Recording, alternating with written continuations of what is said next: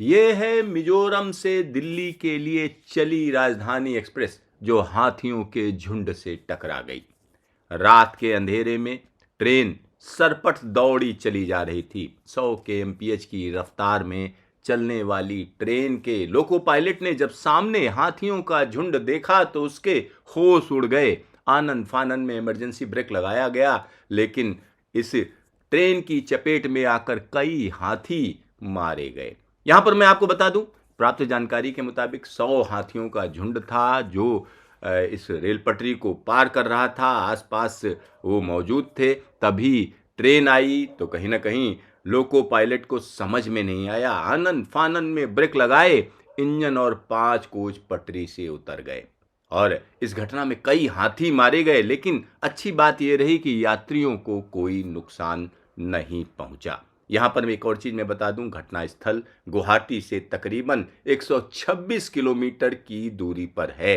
One विभाग के अधिकारी मौके पर पहुंच गए हैं। हाथियों को, जो घायल हाथी हैं, उनको बचाव कार्य किया जा रहा है। साथ ही साथ यहाँ आप ट्रेन देख सकते हैं कि किस तरीके से पटरी से उतरी हुई राजधानी एक्सप्रेस खड़ी है और इस वजह से जो ट्रैफिक है इस रूट पर बाधित है। और यहाँ पर एक और चीज़ मैं आपको बता दूं कि जो प्रभावित कोच हैं उनको अलग करके, ट्रेन से अलग करके सुबह गुवाहाटी के लिए रवाना कर दिया गया। और यहाँ पर एक और बड़ी बात मैं आपको बता दूं, इस इलाके में हाथियों का आना जाना रहता है, लेकिन एक बड़ा झुंड इस इलाके में मौजूद है, इसकी जानकारी कहीं ना कहीं वन विभाग को तो जरूर होगी। और वन विभाग को होगी, इसका सीधा सा मतलब है कि रेलवे को भी उनको बताना चाहिए। अब रेलवे को उन्होंने बताया या नहीं बताया, यह देखने वाली बात है। लेकिन इतना बड़ा हाथियों का झुंड अगर इस इलाके में मौजूद था तो इसकी जानकारी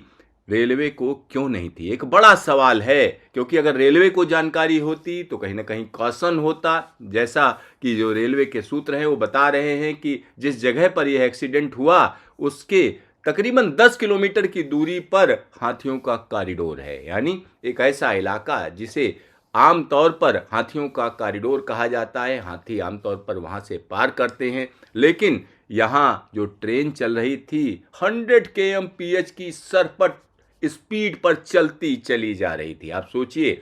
और सामने 100 हाथियों का झुंड आ गया। गनीमत ये रही कि कोई भी व्यक्ति या कोई भी यात्री इसमें हताहत नहीं हुआ, एक बड़ी राहत की बात है। लेकिन यह रेलवे एक्सीडेंट कहीं ना कहीं कई बड़े सवाल खड़े करता है।